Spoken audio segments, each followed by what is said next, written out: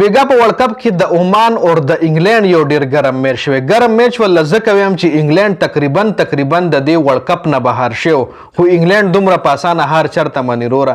عمان سره یو ډیر ګرم میچ کړي. د عمان ټوټل ټیم په 47 رنزونو آوټ کړي دي او د خپل رن ریټ سیوا کولو د پاره دغه 47 رنز صرف او صرف په 3.1 یعنی په 19 بالو باندې پوره کړی دي او رن ریټ چې کوم دی دومره هاي خاتلې دي چې اوس د انګلند د کوالیفای کېدو چانسز نور هم سیوا شوی دي. سکور کارت در سره هم شریکوم. سکور کارت نه پس په پوینټ ټیبل ورزو تاسو له مکمل زه اپډیټ در کوم چې انګلند څومره رن ریټ په یو میچ باندې د عمان خلاف زیات کو. یقینا حیران مشئ جی. ټونه پهله خو تاسو ګورئ جی عمان کړي دي 47 رنزونه ډومبنه بیټینګ عمان کړي. سکور کارت طرف ته راځو جی 47 رنزونو باندې ټوټل ټیم آوټ شوی دی. سکور تاسو ګورئ 5 رنز 9 رنز 8 رنز 1 صرف دا یو شعیب خان چې کوم دی ډبل ډیجټ توریدل په 11 رنزونه 23 بالونه وخلی او 11 رنزونه کړی دي. نور ټول 1 ډیجټ کې آوټ شوی 0 2 5 0 لکه داسې دی لکه د موبایل نمبر. اوس کته راشي د انګلند بالینګ وګورئ جی زبردست بالینګ چې کم دی ور سره عادل راشد کړی چې سلور اورونو کې 11 رنز ور کړی دي او سلور وکټ یې اشتلی دي. مارک ووډ 3 اورونو کې 12 رنز ور کړی دي او 3 وکټ یې اشتلی دي. جوفرا آرچر سلور اورونو تقریبا کړی 12 رنزونه او 3 وکټ پکې دوه هم اشتلی دي. ریسټاپ له 3 اورونو کې 12 رنز ور کړی دي وکټ هم یو په قسمت کې نه دراغلی جی. ورپسې دا سکور چې کم دی د انګلند ټیم صرف او صرف په 19 بالو باندې چیز کړی دی 3.1 اورونو کې. فلسار چې کم دی راغو پړومبنو 2 بالو باندې چکی والی او په 3 بال آوټ شو. 3 بال بار رنزونه کړی دي. جوس بټلر په 8 بالو باندې 24 رنزونه کړی چې یو چکا او سلور چوکي د په اننګز کې شامل دي. ویل جیکس چې کم دی دوه هم ریسک ایسته او شاټونه وخل 7 بال 5 باندې آوټ شوی دی او جونی بیرسټو 2 بال 8 رنزونه کړی چې پاغه دواړو باندې چوکي وخلی دي. یو فاست اننګز ټول بیټسمنانو کړی ریسک ایستل دي.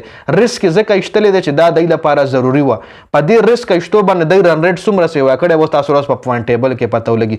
زه یقینا ویم کدا د پاکستان ټیم وي یا د پاکستان نه علاوه بل ایشیا ټیم وي د ایشیا مایند سیټ د لویم او د انګلند مایند سیټ د لویم ایڈوانس کرکټ دی لوي.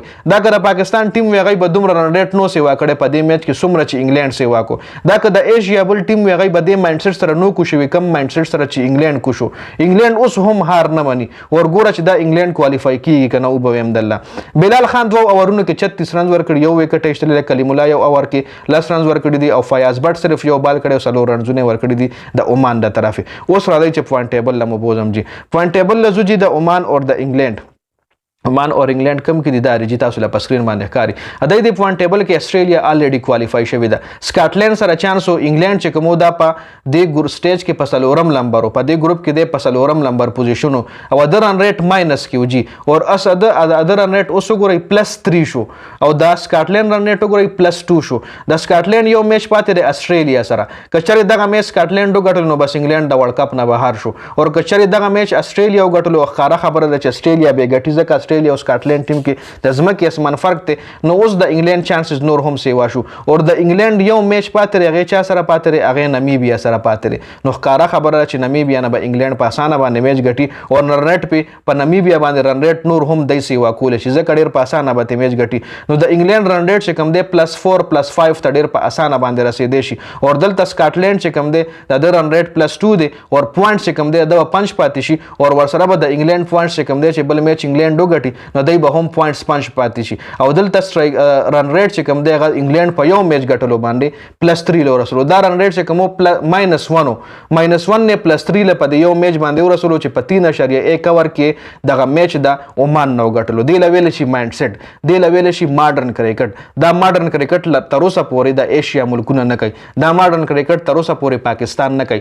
دا ماډرن کرکټ تر اوسه پورې بنگلاديش نه کوي. دا ماډرن کرکټ تر اوسه پورې سریلانکا نه کوي. دا ماډرن کرکټ تر اوسه پورې انډیا نه کوي. دا د یورپ سټایل دی. دا د انګلند سټایل دی. دا د استرالیا سټایل دی جی. نو دا سکور کارډو د ویډیو کتلو زیاته مننه جی. والسلام.